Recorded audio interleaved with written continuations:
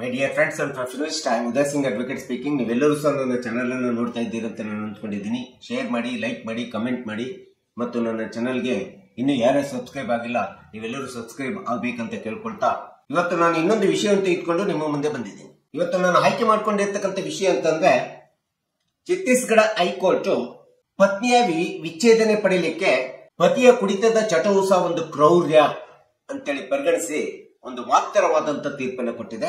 ಆ ಒಂದು ತೀರ್ಪಿನ ಬಗ್ಗೆ ಈ ವಿಡಿಯೋ ಮೂಲಕ ಒಂದಿಷ್ಟು ವಿಶ್ಲೇಷಣೆ ಮಾಡಲಿಕ್ಕೆ ತಿಳಿಸಲಿಕ್ಕೆ ಪ್ರಯತ್ನವನ್ನು ಮಾಡ್ತಾ ಇದ್ದೇನೆ.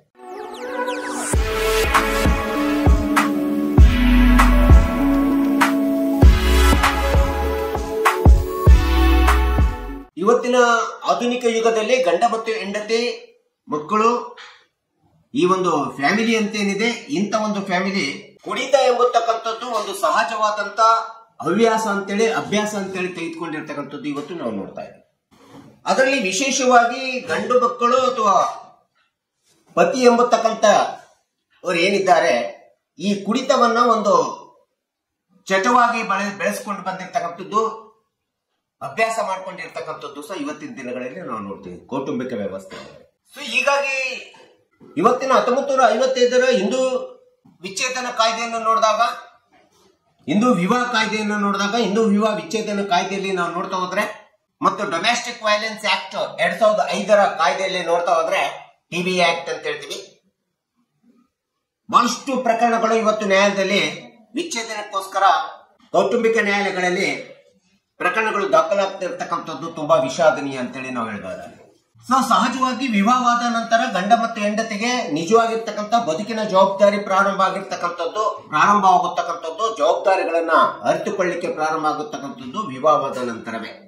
ಮತ್ತು ಜವಾಬ್ದಾರಿಯನ್ನ ನಿಭಾಯಿಸುವಂತ ಹೊಣೆಯು ಸಹ ಗಂಡ ಹೆಂಡತಿ ವಿವಾಹ ಅಂತೇಳಿ ಏನು ಆಗಿರ್ತದೆ ಆಗ ಮಾತ್ರ ಗೊತ್ತಾಗ್ತದೆ. ಸೊ ಈ ರೀತಿ ವಿವಾಹವಾದ ನಂತರ ಪತಿಯಾದಂತವನು ತನ್ನದೇ ಆದಂತ ಜವಾಬ್ದಾರಿಗಳನ್ನ ನಿಭಾಯಿಸದೆ ಯಾವುದೋ ಒಂದು ಕುಡಿತ ಚಟಕ್ಕೆ ಬಿದ್ದುಬಿಟ್ಟು, ಮದ್ಯಪಾನ ವ್ಯಸನಿಯಾಗ್ಬಿಟ್ಟು, ಕೌಟುಂಬಿಕ ಜವಾಬ್ದಾರಿಗಳನ್ನು ನಿಭಾಯಿಸದೆ ಮತ್ತು ತನ್ನ ನಡವಳಿಕೆಯಲ್ಲಿ ಯಾವುದೇ ರೀತಿಯಾದಂತ ವರ್ತನೆಯಲ್ಲಿ ಬದಲಾವಣೆಯನ್ನು ಮಾಡದೇ ಇದ್ದಂತ ಸಂದರ್ಭದಲ್ಲಿ ಹಿಂದೂ ವಿವಾಹ ಕಾಯ್ದೆ 1955ರ ಪ್ರಕಾರ, ಸೊ ಇಂಥ ಒಂದು ಸಂದರ್ಭದಲ್ಲಿ ಪತ್ನಿಯಾದಂತವಳು ಅಂತ ಒಂದು ಮದ್ಯ ವ್ಯಸನಿ ಪತಿಯ ವಿರುದ್ಧ ವಿಚ್ಛೇದನವನ್ನ ಕೇಳಲಿಕ್ಕೆ ಅವನು ಮಾಡುವಂತ ಕುಡಿತದ ಹವ್ಯಾಸ ಒಂದು ಕ್ರೌರ್ಯ ಅಂತ ಹೇಳ್ಬಿಟ್ಟು ಇವತ್ತು ಛತ್ತೀಸ್ಗಢ ಹೈಕೋರ್ಟ್ ಒಂದು ಮಹತ್ತರವಾದಂತ ತೀರ್ಪನ್ನು ಕೊಟ್ಟಿದೆ. ಸೊ ಇಂಥ ಒಂದು ಪ್ರಕರಣ ದಾಖಲಾಗಿರ್ತಕ್ಕಂಥದ್ದು 2006ರಲ್ಲಿ ವಿವಾಹವಾಗಿರ್ತಕ್ಕಂಥ ಪತಿ ಮತ್ತು ಪತ್ನಿಯರಿಗೆ 10 ವರ್ಷದ ಒಂದು ಮಗು ಇರ್ತದೆ, 13 ವರ್ಷದ ಒಂದು ಮಗು ಇರ್ತದೆ. ಈ ರೀತಿ 2 ಮಕ್ಕಳಿರ್ತಾರೆ. ಈ 2 ಮಕ್ಕಳಿದ್ದಂತ ಸಂದರ್ಭದಲ್ಲಿ ಪತಿಯಾದಂತವನು ಮದ್ಯಪಾನದ ವ್ಯಸನಿಯಾಗಿ ತಾನು ವಿಪರೀತವಾದಂತ ಕುಡಿತದ ಚಟಕ್ಕೆ ಒಳಗಾಗ್ಬಿಟ್ಟು, ಈ ರೀತಿ ಗಂಡ ಕುಡಿತದ ಚಟಕ್ಕೆ ಒಳಗಾಗಿರ್ತಕ್ಕಂಥ ಪತ್ನಿ ಬೇಸತ್ತು ಬಿಟ್ಟು ಅವನು ಕೊಡುವಂತ ಒಂದು ಕ್ರೌರ್ಯಕ್ಕೆ ಬೇಸತ್ತು, ಅವನು ಕೊಡುವಂತ ಕಿರುಕುಳ ಹಿಂಸೆಗೆ ಬೇಸತ್ತು ಬಿಟ್ಟು ವಿಚ್ಛೇದನವನ್ನ ಕೇಳಿರ್ತಾಳೆ. ಈ ಒಂದು ಛತ್ತೀಸ್ಗಢದಲ್ಲಿ ಪತಿ ವಿರುದ್ಧ ಪತ್ನಿ ವಿಚ್ಛೇದನವನ್ನ ಕೇಳ್ತಾಳೆ. ಸೊ ಯಾಕಂದ್ರೆ ಕುಡಿತ ಎಂಬತಕ್ಕಂಥದ್ದು ಒಂದು ಮಿತವ್ಯಯತೆ ಇಲ್ಲದೆ ಪತಿಯಾದಂತವನು ಕುಡಿತಕ್ಕೆ ದಾಸನಾಗ್ಬಿಟ್ಟು, ಮದ್ಯ ವ್ಯಸನಕ್ಕೆ ದಾಸನಾಗ್ಬಿಟ್ಟು, ತನ್ನ ಪತ್ನಿಗೆ ಮತ್ತು ಮಕ್ಕಳ ಜವಾಬ್ದಾರಿ ನಿಭಾಯಿಸದೆ, ಶಿಕ್ಷಣಕ್ಕೆ, ಅವರ ಖರ್ಚು ವೆಚ್ಚಕ್ಕೆ ಯಾವುದೇ ಜವಾಬ್ದಾರಿಗಳನ್ನು ನೋಡದೆ, ಮತ್ತೆ ಕುಡಿದು ಬಂದು ಅವಾಚ್ಯ ಶಬ್ದಗಳಿಂದ ನಿಂದಿಸತಕ್ಕಂಥದ್ದು, ಒಡೆಯತಕ್ಕಂಥದ್ದು ಮತ್ತು ಪತ್ನಿಗೆ ಕಿರುಕುಳ ಕೊಟ್ಬಿಟ್ಟು ಮಕ್ಕಳನ್ನ ಕರೆದುಕೊಂಡು ನಿನ್ನ ತವರು ಮನೆಗೆ ಹೋಗು ಎಂಬತಕ್ಕಂಥದ್ದನ್ನ, ಈ ರೀತಿಯಾದಂತ ಒಂದು ಕ್ರೌರ್ಯ ಹಿಂಸೆಯನ್ನ ಮಾಡಿರ್ತಕ್ಕಂಥದ್ರ ವಿರುದ್ಧ ಪತ್ನಿಯಾದಂತವಳು ಪತಿಯ ವಿರುದ್ಧ ವಿಚ್ಛೇದನೆಯನ್ನ ಕೇಳ್ತಾಳೆ. ವಿಚ್ಛೇದನ ಮನವಿ ಅರ್ಜಿಯನ್ನ ನ್ಯಾಯಾಲಯಕ್ಕೆ ಸಲ್ಲಿಸ್ತಾಳೆ.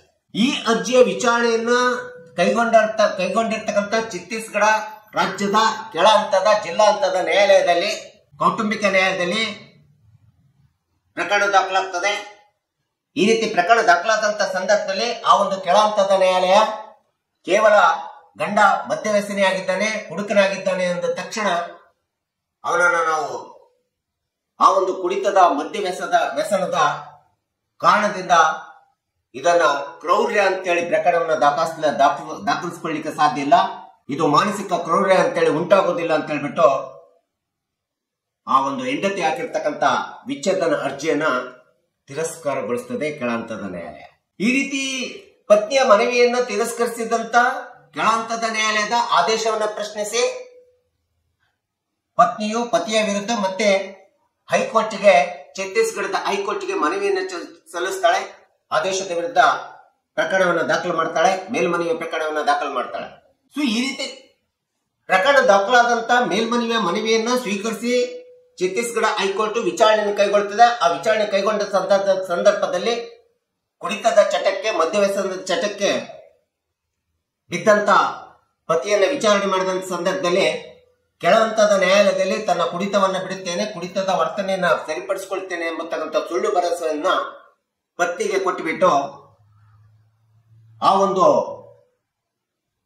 ಕೆಳಹಂತದಲ್ಲಿ ನ್ಯಾಯಾಲಯದಲ್ಲಿ ಪ್ರಕರಣದ ವಿರುದ್ಧವಾಗಿ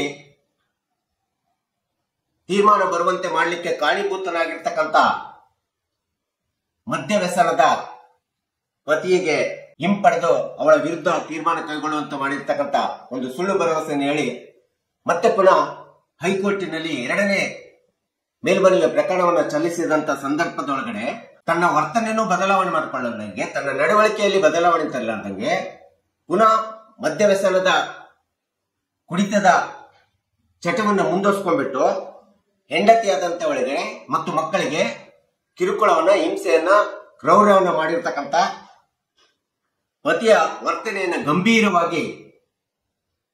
ತುಂಬಾ ಗಂಭೀರವಾಗಿ ಪರಿಗಣಿಸಿರ್ತಕ್ಕಂಥ ಛತ್ತೀಸ್ಗಢ ಹೈಕೋರ್ಟ್ ಒಂದು ಮಹತ್ತರವಾದಂತ ತೀರ್ಪನ್ನ ಈ ಒಂದು ಪ್ರಕರಣದಲ್ಲಿ ಹೇಳಿರ್ತಕ್ಕಂಥದ್ದು ನಾವು ನೋಡ್ತಾ ಇದ್ದೀವಿ. ದಾಂಪತ್ಯ ಜೀವನ ಪ್ರಾರಂಭವಾದ ನಂತರ ಇಡೀ ಒಂದು ಕುಟುಂಬದ ಮಕ್ಕಳ ಜವಾಬ್ದಾರಿಯನ್ನ, ಹೊಣೆಗಾರಿಕೆಯನ್ನ ನಿಭಾಯಿಸತಕ್ಕಂಥದ್ದು ಪತಿಯ ಒಂದು ಆದ್ಯ ಕರ್ತವ್ಯ ಆಗಿರ್ತದೆ. ಅದು ಅದರಲ್ಲೂ ವಿಶೇಷವಾಗಿ ಹೆಂಡತಿಯಾದಂಥವಳು ಗೃಹಿಣಿಯಾಗಿದ್ದರೆ ಪತಿಯಾದಂಥವನು ತನ್ನ ಕೌಟುಂಬಿಕ ಜವಾಬ್ದಾರಿಗಳನ್ನು ನಿಭಾಯಿಸುವುದರಲ್ಲಿ ತಪ್ಪಿಸಿಕೊಳ್ಳಿಕ್ಕೆ ಸಾಧ್ಯನೇ ಇಲ್ಲ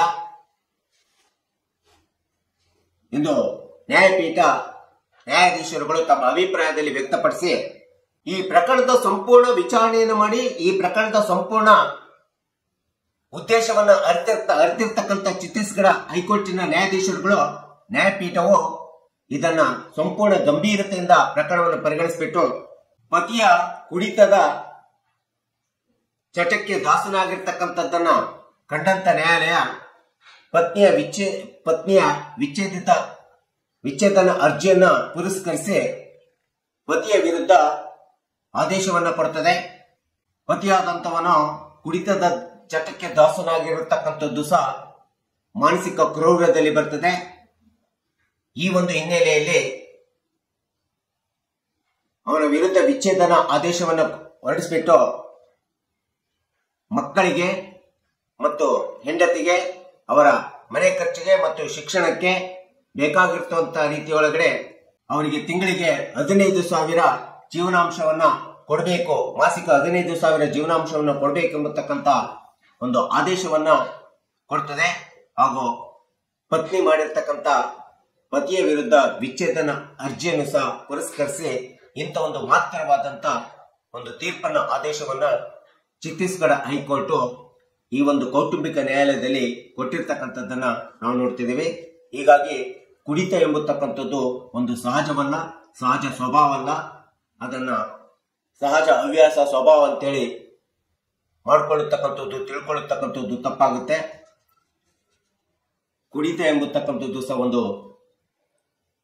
ಮಾನಸಿಕ ಕೌಟುಂಬಿಕ ಕ್ರೌರ್ಯ ಅಂತೇಳಿ ಛತ್ತೀಸ್ಗಢ ಹೈಕೋರ್ಟ್ ಕೊಟ್ಟಿರ್ತಕ್ಕಂಥ ನಿರ್ಣಯ ಒಂದು ಐತಿಹಾಸಿಕವಾದಂತ ನಿರ್ಣಯ ಆಗಿದೆ. ಒಂದು ಐತಿಹಾಸಿಕವಾದಂತ ಮೈಲುಗಲ್ಲಿನ ತೀರ್ಪು ಅಂತೇಳಿ ನೀವುಗಳೆಲ್ಲರೂ ತಿಳ್ಕೋಬೇಕು, ಕಕ್ಷಿದವರು ತಿಳ್ಕೋಬೇಕು ಎಂಬತಕ್ಕಂಥ ಹಿನ್ನೆಲೆಯನ್ನು ಇಟ್ಕೊಂಡು ನಾನು ಈ ವಿಡಿಯೋನ ಮಾಡಿದ್ದೀನಿ. ದಯವಿಟ್ಟು ಈ ವಿಡಿಯೋ ಲೈಕ್ ಆಗಿದ್ರೆ ಶೇರ್ ಮಾಡಿ, ಲೈಕ್ ಮಾಡಿ, ಕಮೆಂಟ್ ಮಾಡಿ. ಮತ್ತು ನನ್ನ ಚಾನಲ್ಗೆ ಇನ್ನೂ ಯಾರು ಸಬ್ಸ್ಕ್ರೈಬ್ ಆಗಿಲ್ಲ, ನೀವೆಲ್ಲರೂ ಸಬ್ಸ್ಕ್ರೈಬ್ ಆಗಬೇಕಂತ ಕೇಳ್ಕೊಳ್ತಾ ಇವತ್ತಿನ ವಿಷಯಕ್ಕೆ ವಿರಾಮವನ್ನು ಹೇಳ್ತೀನಿ. ಇನ್ನೊಂದು ವಿಷಯ ತೆಗೆದುಕೊಂಡು ನಿಮ್ಮ ಮುಂದೆ ಬರ್ತೀನಿ. ಜೈ ಹಿಂದ್, ಜೈ ಕರ್ನಾಟಕ.